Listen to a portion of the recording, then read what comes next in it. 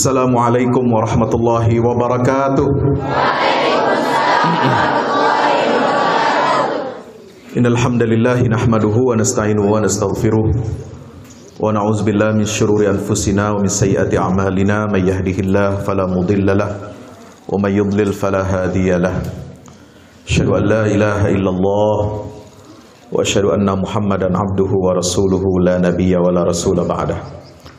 Allahumma salli wa sallim wa barik ala Sayyidina Muhammad wa ala alihi wa ashabihi wa man tabi'ahum bi ihsanin ila yaumil qiyamah, amma ba'd.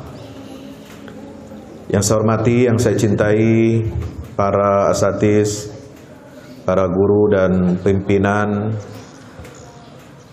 santren karantina tahfizul Quran Tajul Huffaz, yang insya Allah mudah-mudahan antum semua senantiasa diberikan kesehatan, keberkahan, baik di dunia sampai di akhirat nanti, dan mudah-mudahan dapat membersamai para ahlul Quran masuk ke dalam surganya Allah Ta'ala. Amin ya Rabbal Alamin. Yang saya hormati, saya cintai adik-adik, ananda, para santriwan dan santriwati. Ini ada santri perempuannya juga? Ada. Santriwan dan santriwati, para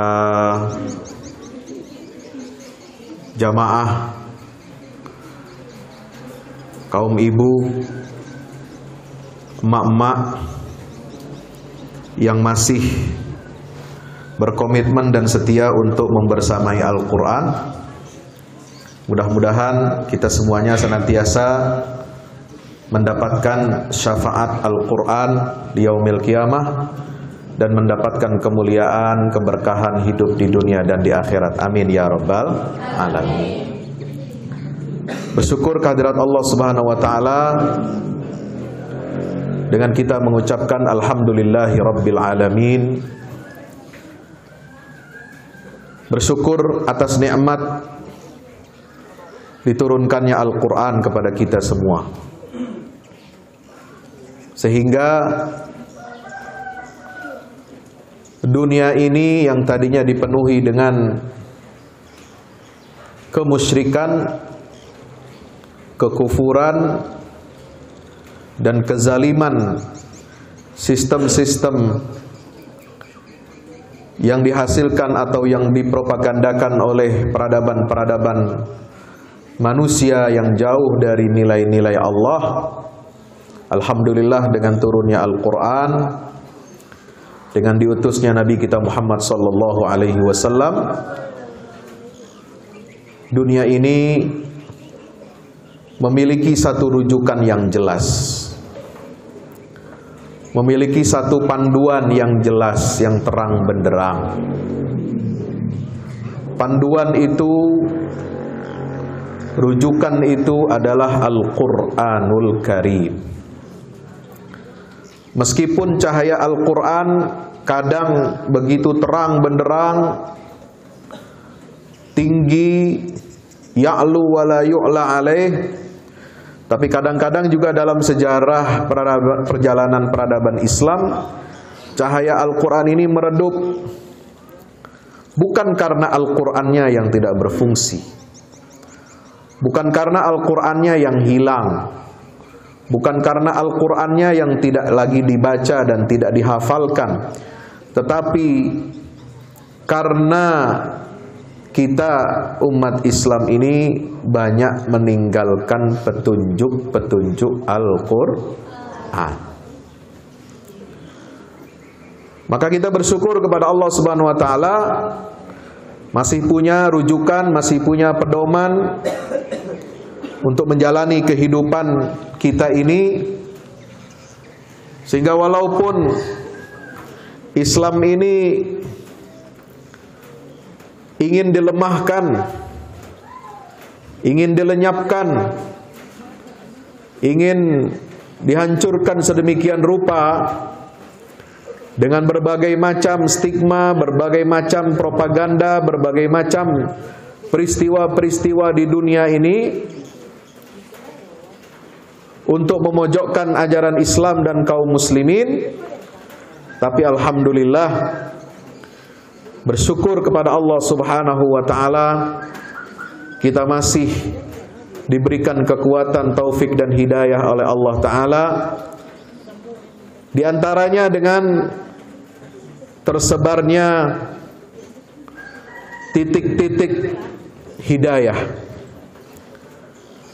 Titik-titik hidayah ini yang insya Allah kalau kita terus-menerus jaga, kalau kita terus-menerus merawatnya dengan baik, maka titik-titik ini ketika bersatu, ketika berhimpun, ketika dia menyamakan persepsi dan langkah, insya Allah titik-titik cahaya itu akan menjadi cahaya yang besar yang dapat menerangi seluruh alam semesta ini. Amin ya rabbal alamin.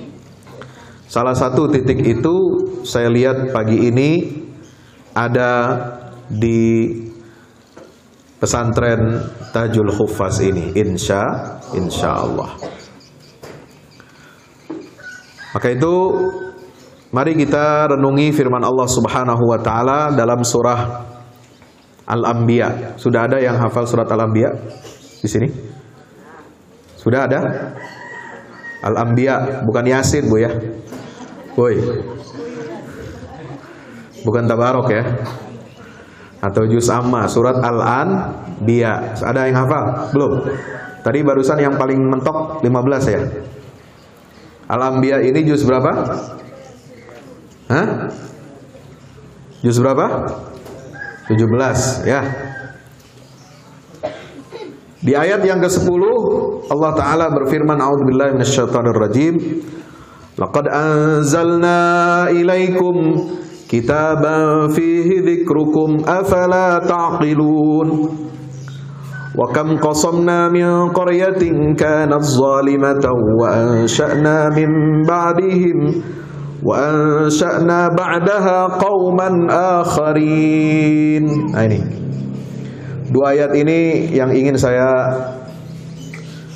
sampaikan sebagai tadzkirah buat kita semua, wabil khusus untuk diri pribadi saya. Allah Ta'ala berfirman, sungguh laqad anzalna ilaikum, sungguh betul-betul kami telah menurunkan ilaikum kepada kalian semua kitaban, suatu kitab, kitab fihi dzikrukum, yang di dalamnya terdapat peringatan bagi kalian. Peringatan itu biasanya ditafsirkan oleh para ulama, dzikrukum ay syarafukum, kemuliaan bagi kalian. Afala ta'qilun, mengapa kalian tidak mau mengerti? Masalah kita, Bapak Ibu yang dirahmati Allah, bukan kita nggak punya petunjuk, bukan kita nggak punya pedoman hidup, tapi masalah kita ini adalah pura-pura tidak tahu, pura-pura tidak mengerti, pura-pura mengabaikan petunjuk-petunjuk Allah yang ada di dalam kitab suci Al-Quran. Malah kita mengambil pedoman dan petunjuk dari selain Al-Quran. Ini persoalan kita. Semua orang tahu, seluruh dunia tahu umat Islam ini punya kitab suci yang namanya Al-Quran. Karena Al-Quran ini bersifat mutawatir. Apa definisi Al-Quran, adik-adik? Al-Quran itu apa? Kalamullahil munazzal ala qalbi Nabi Muhammad sallallahu alaihi wasallam. Terus al-maktub fil masahif, al-manqulu ilaina bitawatur, al-muta'abbad bitilawatihi. Quran itu adalah firman Allah yang diturunkan ke dalam hati Nabi kita Muhammad sallallahu alaihi wasallam, yang tertulis di dalam mushaf.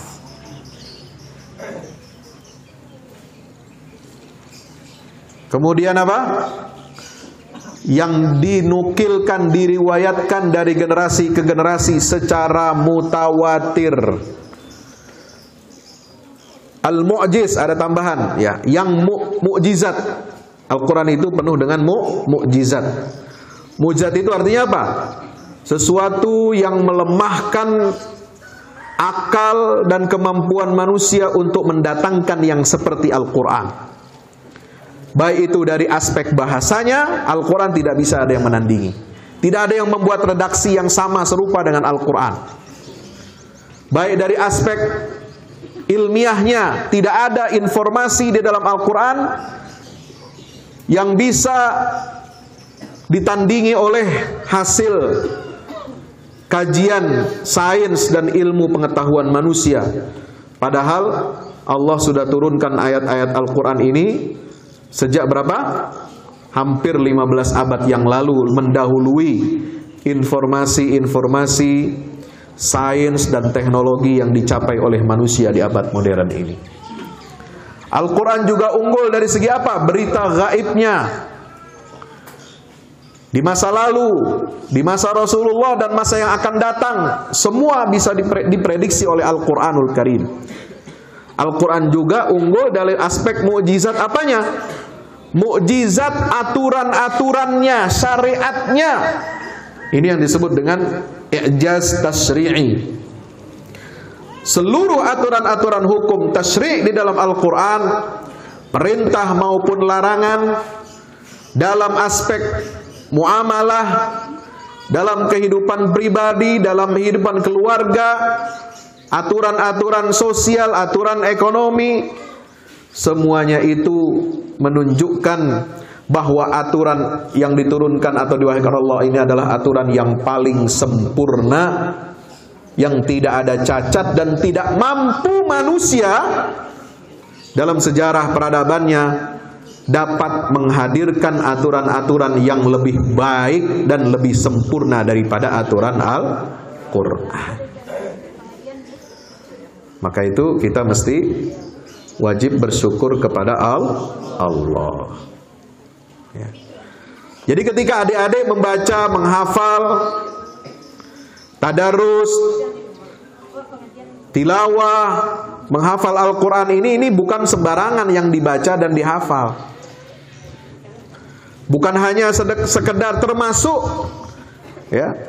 Anda bisa menghafal, Anda bisa tahu di mana letak posisinya, nomor ayatnya, itu adalah satu tanda bentuk kemukjizatan Al-Quran. Ya. Ini kemukjizatan Al-Quran.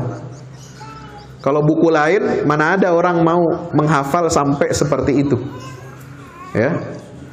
Bapak Ibu pernah belajar dari bangku sekolah dasar sampai perguruan tinggi ya? Pernah? Berbagai macam disiplin ilmu, kita baca buku-buku referensi, rujukan. Ada nggak yang pernah menghafal buku-buku referensi kuliah sampai halamannya, sampai letak posisinya, sampai nomor-nomornya? Ada nggak? Nggak ada. Karena apa? Nggak penting.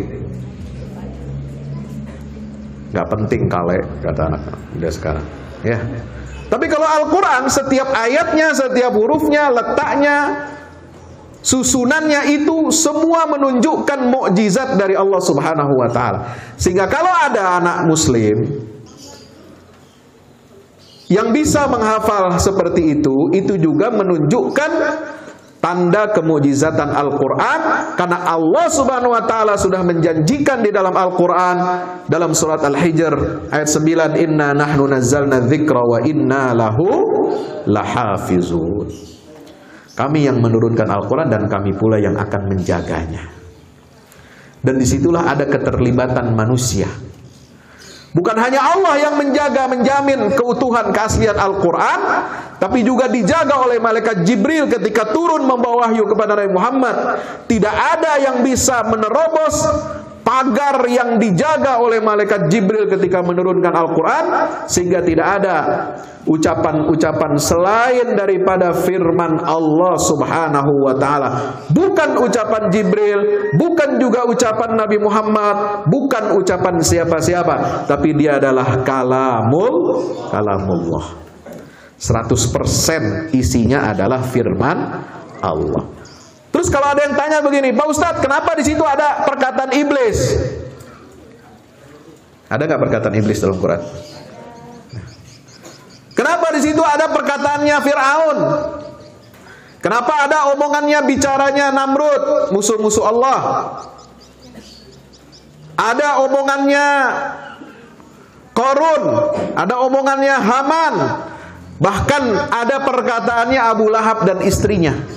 Sehingga turun surat Tabbat Yada Abi. Semua jenis musuh-musuh Allah, baik dari orang musyrik, orang kafir, ahli kitab Yahudi Nasrani, kemudian orang munafik, sampai ucapannya orang munafik itu ada di dalam Al-Quran. Apakah itu bukan firman Allah? Dia itu semua adalah firman Allah. Tapi bukan kita menisbatkan ucapan yang ada dalam Al-Quran itu adalah perkataan manusia. Tapi itu Allah yang mengabarkan. Allah sedang mengisahkan. Allah sedang menggambarkan ucapan makhluk-makhluk yang durjana itu. Di dalam Al-Quran disebutkan, diabadikan untuk menjadi peringatan dan petunjuk bagi kita, supaya kita tidak mengikuti manusia-manusia laknat seperti mereka. Alhamdulillah. Kalau kita ngarang gitu ya, cerita masa lalu, oh begini-begini, tapi tidak ada ucapannya, apa yang dilakukan, apa yang diperbuat oleh orang-orang salah zaman dulu, kita ini kehilangan daya imajinasi. Maka itulah kehebatan Al-Quran. Allah mengutip perkataan-perkataan manusia-manusia laknat dan durjana itu bukan untuk kita ikuti, bukan untuk kita teladani, tapi itu menjadi peringatan dari Allah Subhanahu wa ta'ala buat kita semua. Dan kalamullah itu, bahkan apa yang disampaikan, difirmankan oleh Allah Subhanahu wa ta'ala itu betul-betul redaksinya, isinya bahkan jauh lebih baik daripada apa yang diucapkan oleh manusia-manusia bejat itu. Bapak Ibu hadirin yang dimuliakan Allah Subhanahu wa ta'ala, maka itu kembali ke ayat 10 surah Al-Anbiya, laqad anzalna ilaikum kitaban fihi dzikrukum afala ta'qilun. Ya. Kita ini pura-pura tidak mengerti. Kita ini pura-pura nggak tahu kalau yang ada di tangan kita, yang kita baca, yang kita hafal, yang kita lihat, yang kita dengar, ini adalah senjata orang-orang beriman, senjata yang paling canggih dan paling lengkap. Bukan untuk membunuhi orang. Ya. Senjata yang di tangan anak-anak kita ini, di tangan ibu-ibu itu apa namanya? Al-Quran. Mushaf Al-Quran itu senjata buat orang beriman, bukan untuk membunuh orang, bukan untuk menteror, bukan untuk ngebom. Sehingga keliru dan sesat menyesatkan kalau ada yang mengaitkan aksi terorisme, aksi pengeboman, aksi bom bunuh diri itu dengan orang-orang yang suka menghafal Quran. Ya. Tapi senjata kita yang bernama Al-Quran ini adalah untuk menyuburkan nilai-nilai peradaban ilahi yang diturunkan Allah Subhanahu wa ta'ala kepada hati Nabi kita Muhammad sallallahu alaihi wasallam, untuk menghidupkan peradaban manusia ini agar sesuai dengan aturan-aturan syariat Allah Subhanahu wa ta'ala. Jadi jangan sampai Quran ini kita nistakan. Ya, kalau ada penangkapan teroris, ada barang buktinya Al-Quran. Nauzubillah min dzalik. Ya. Kenapa kalau teroris ditangkap atau terduga teroris tangkap kok ada barang buktinya Al-Quran, Pak Ustadz? Saya balik bertanya, kenapa kalau koruptor yang ditangkap triliunan rupiah, kenapa enggak jadi barang bukti itu barang buku-buku bacaan dia itu apa? Ya, apa buku bacaannya koruptor itu? Hah? Kalau terduga teroris langsung dia disematkan kepada Islam. Kenapa kalau koruptor yang ditangkap, kenapa tidak disoroti partainya apa? Betul.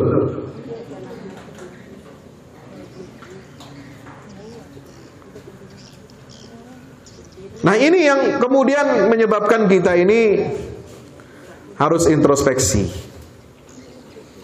Ya, jangan sampai umat Islam ini terombang-ambing, tidak memiliki pegangan dan pedoman, padahal Allah Subhanahu wa taala menyatakan laqad anzalna ilaikum kitaban fihi dzikrukum. Allah menurunkan kitab Al-Qur'an ini bukan satu hal yang remeh-temeh. Allah tidak menurunkan Al-Qur'an ini untuk hiburan. Ya. Allah tidak menurunkan Al-Quran ini kepada Nabi Muhammad dan kita baca, lalu kita hafal, kita baca dalam solat-solat kita pelajari isi-isinya, kandungan-kandungannya. Itu bukan untuk kita jadikan sebagai hiburan semata-mata. Bukan untuk aksesoris, bukan untuk bangga-banggaan, bukan buat keren-kerenan. Oh, anak saya sudah hafal sekian. Wana saya sudah tahu posisi ayat. Wana saya sudah tahu isi kandungannya. Bukan itu, bukan yang itu yang kita banggakan. Tapi bagaimana kita sebagai umat, dari satu individu, anak-anak yang hafal Al-Quran ini, letaknya, posisinya, nomor ayatnya itu, ini harus menjadi kekuatan untuk membangun peradaban Islam. Membangun peradaban Islam ini tidak gampang seperti mudahnya anak-anak kita menghafal Quran. Ya.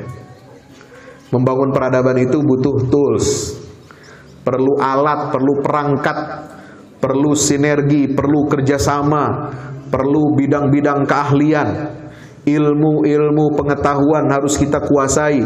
Tapi modalnya, dasarnya tetap itu adalah Al-Quran. Makanya yang Allah kasih itu apa? Modal.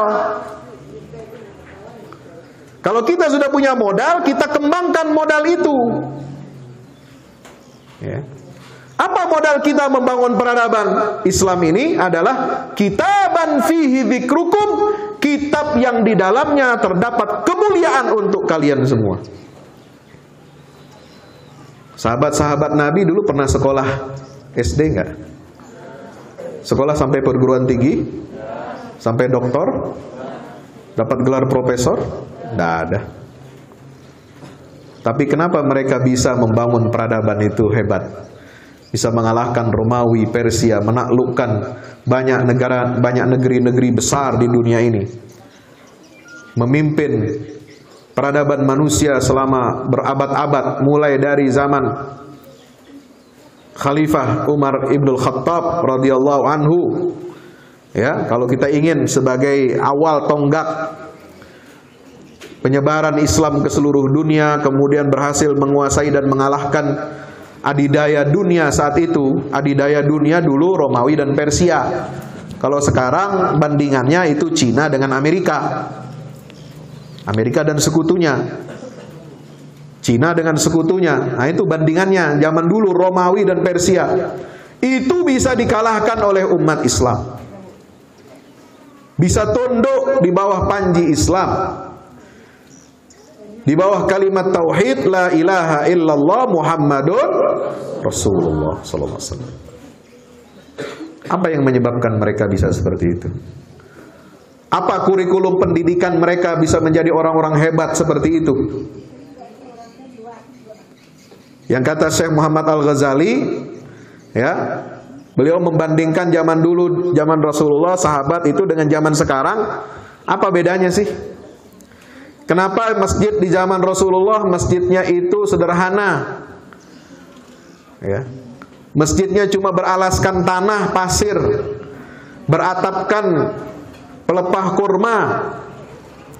Sementara sekarang masjid-masjid hatta sampai di kampung-kampung, masjid kita itu Masya Allah mewah, berwarna-warni, bersinar. Ya, apa yang membedakan? Masjidnya sama, masjidnya beda ya, mewah zaman sekarang. Ya. Fasilitasnya beda dari zaman dulu dengan zaman sekarang. Apa yang membedakan? Kenapa kita tidak bisa seperti itu? Kata Syekh Muhammad Al-Ghazali, yang membedakan dulu masjidnya sederhana, tapi yang sholat di situ, berjamaah di situ adalah orang-orang hebat, raksasa-raksasa yang mampu mengendalikan dan memimpin peradaban dunia. Sementara kita sekarang bangun masjid hebat-hebat, gadang-gadang, ya enggak? Kalau bahasa sini ya, nah, masjidnya gadang-gadang. Nah, kalau saya kadang ada dicandain sama teman-teman, ini namanya Buya Gadang. Apa gadang itu? Besar, oh berarti gemuk kan, gitu ya. Saya dibilang Buya gemuk, ada. Surau-surau ini besar-besar, udah bukan surau lagi, udah masjid semua itu. Ya. Yang membedakan orangnya, kualitasnya beda. Ya. Kalau dulu sahabat itu orang-orang yang berpegang teguh kepada Al-Quran, kurikulumnya hidupnya dengan Al-Quran, semua aktivitas kehidupannya diatur dan digerakkan oleh Al-Quran. Kalau zaman sekarang, orang yang sholat di dalam masjid itu banyak yang nggak kenal Quran. Tahu bacanya sekilas sedikit, tapi nggak tahu maknanya, sehingga tidak menyerap, tidak bangga dengan keislamannya, tidak memiliki izzah sebagai kaum muslimin umat Rasulullah Sallallahu Alaihi Wasallam. Bahkan sampai ada kelompok-kelompok yang menggunakan masjid untuk merusak persatuan umat Islam, yang mengacak-acak ajaran Islam, ya.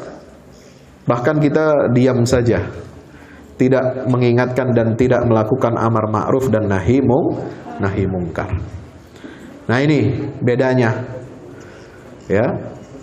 Kalau dulu sahabat Nabi itu orang-orang yang mau tunduk, bersedia berkorban untuk diatur oleh Al-Quran. Sekarang kita umat Islam ini yang mau ngatur Al-Quran. Apa bedanya, Bu?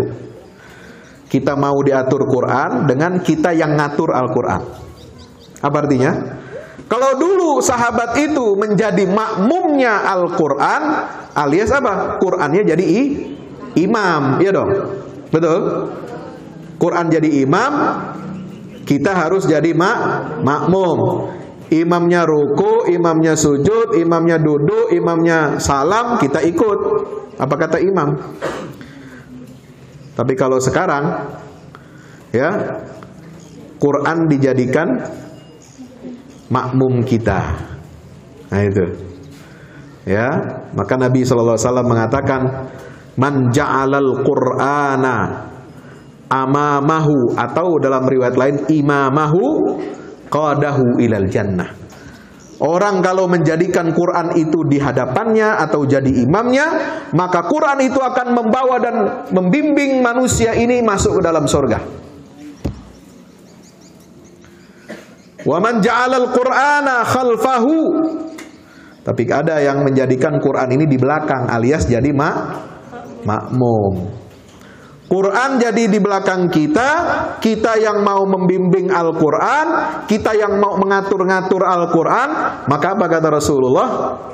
Qadahu ilan nar. Maka Quran itu dari belakang dia akan menjerumuskan kita masuk ke dalam neraka. Nah sekarang ini orang Islam ini maunya ngatur-ngatur Quran, bukan kita yang mau diatur Quran. Ya.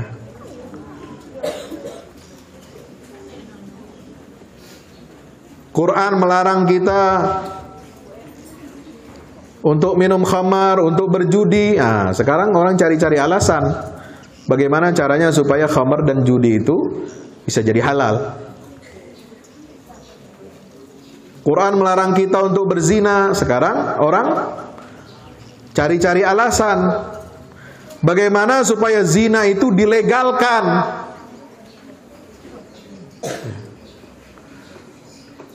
Dengan berbagai macam dalih. Ya, ada yang menghalalkan kawin kontrak. Ya. Ada yang pakai ayat milkul yamin untuk melegalkan hubungan seksual di luar nikah. Jadi hubungan seksual itu, mohon maaf ini adik-adik yang belum cukup umur ya. Ya, jangan dibayangkan dulu. Ya. Ini buat yang guru-gurunya nih, ustadz-ustadznya yang sudah tua-tua nih. Ya. Hubungan seks itu katanya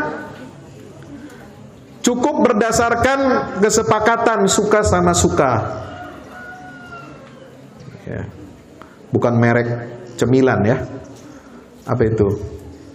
Keripik atau apa, kentang gitu ya. Ya. Cukup dengan apa? Suka sama suka. Persetujuan. Ya. Sehingga kumpul kebo, ya kebo dikumpulin. Ya. Kumpul kebo, tinggal serumah, laki perempuan, ya, yang bukan muhrim, nggak ada ikatan perkawinan, boleh. Entah apa yang dilakukan itu di dalam satu rumah itu, di bawah satu atap itu. Ya. Nah, kita yang mau mengatur-ngatur Al-Quran.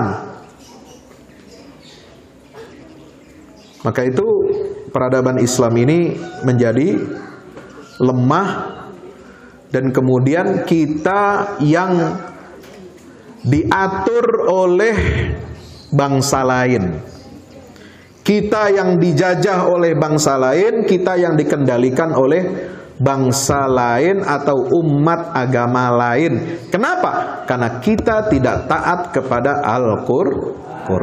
Laqad anzalna ilaikum kitabah. Padahal kalau kita mematuhi Al-Quran, kita jalankan aturan-aturan Al-Quran, maka disitulah letak kemuliaan kita sebagai umat Islam.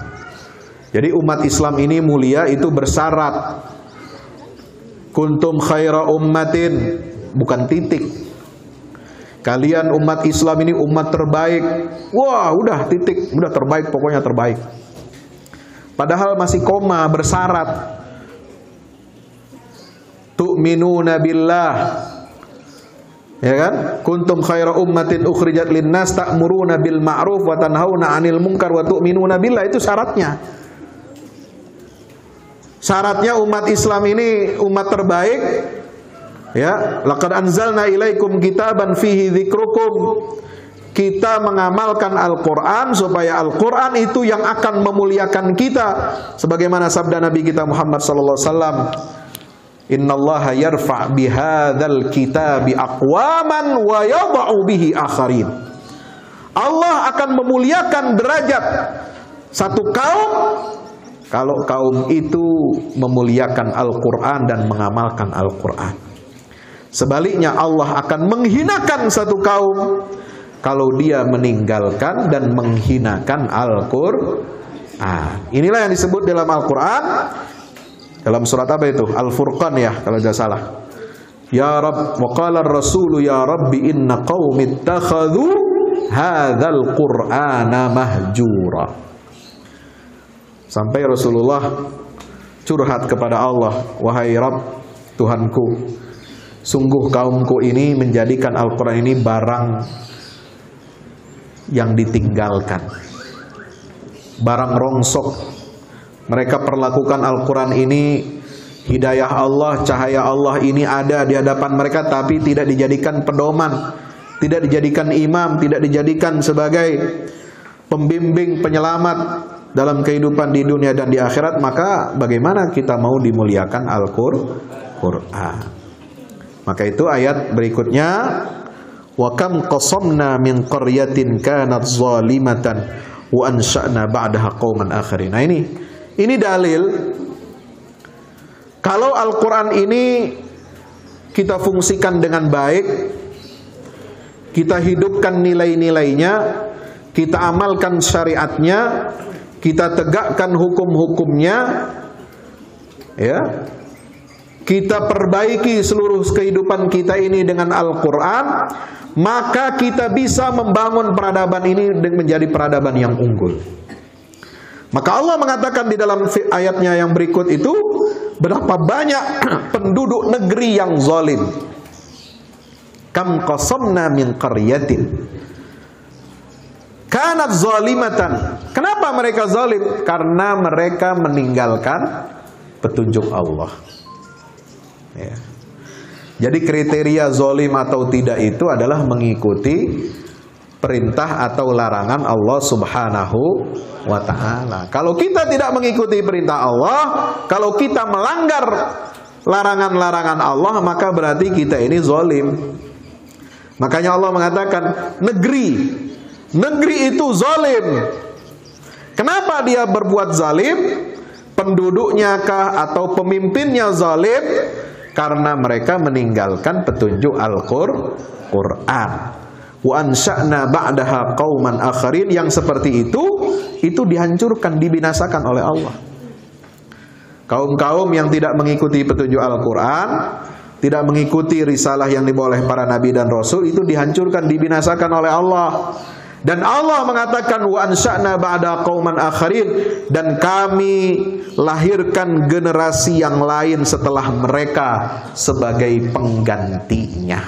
Mudah-mudahan kita semua yang hadir di sini yang menjadi ahlul Quran, generasi Al-Quran, yang mencintai Al-Quran, yang menghafal Al-Quran, yang mau menghidupkan nilai-nilai Al-Quran dan menegakkan aturan-aturan Al-Quran. Mudah-mudahan kita dipilih oleh Allah Subhanahu wa ta'ala untuk menjadi generasi baru yang menggantikan penduduk-penduduk negeri yang zalim di atas muka bumi ini. Amin ya rabbal alamin. Demikian yang dapat saya sampaikan, mudah-mudahan bermanfaat. Aqulu qauli hadza astaghfirullah li wa lakum. Wassalamualaikum warahmatullahi wabarakatuh.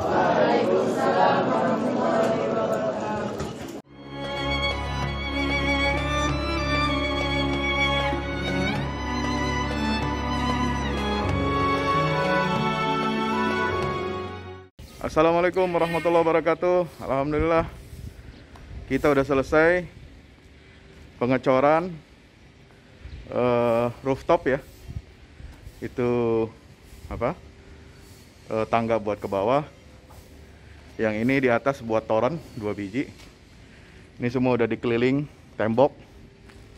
Ya, ini untuk lantai paling atas buat futsal, buat jemuran, buat apa, tanaman hidroponik juga ntar insya Allah ya. Terus support ya teman-teman. Alhamdulillah terus selesai pengecorannya semuanya ya. Ini progres kita terbaru, dan jadi buat olahraga, buat utilities ya, multiguna. Nah, kita turun sini semua. Ini lantai 3. Ini untuk asrama ya, untuk kamar-kamar, dan nah di situ musola. Nanti di situ musola ya. Ini kamar-kamar dan musola buat santri-santri tahfiz kita insya Allah.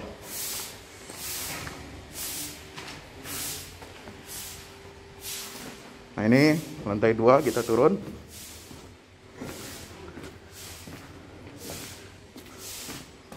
Ini untuk kelas-kelas ya. Kelas-kelas tahfidz, kelas-kelas tadabbur. Insya Allah mau udah jadi. Alhamdulillah dengan dukungan antum semua. Nah, tinggal ke bawah di sini buat aula. Aula semua di sini ya. Mohon doanya terus Mudah-mudahan berkah. Mudah-mudahan cepat jadi finishing. Kira-kira finishingnya ini butuh 1,5 M lagi, ya. Mudah-mudahan. Al-Fatihah. Al-Fahmu Institute mempersembahkan serangkaian buku karya Ustadz Fahmi Salim LCMA. Buku pesan-pesan tauhid untuk negeri di masa pandemi. Buku mutiara ilmu-ilmu Al-Quran. Ada diskon 20% untuk buku tafsir sesat 58 esai kritis wacana Islam di Indonesia dan buku kritik terhadap studi Al-Quran kaum liberal. Anda dapat memesannya melalui layanan WhatsApp di nomor 0877 063 7192 dengan format pemesanan ketik nama, alamat lengkap, nomor handphone, dan jumlah buku yang diorder. Ongkos kirim di luar harga buku dan menyesuaikan wilayah dengan paket standar. Lampirkan juga bukti transfer Anda ke rekening BNI Syariah di 0631 748573. Tunggu apa lagi? Pesan sekarang.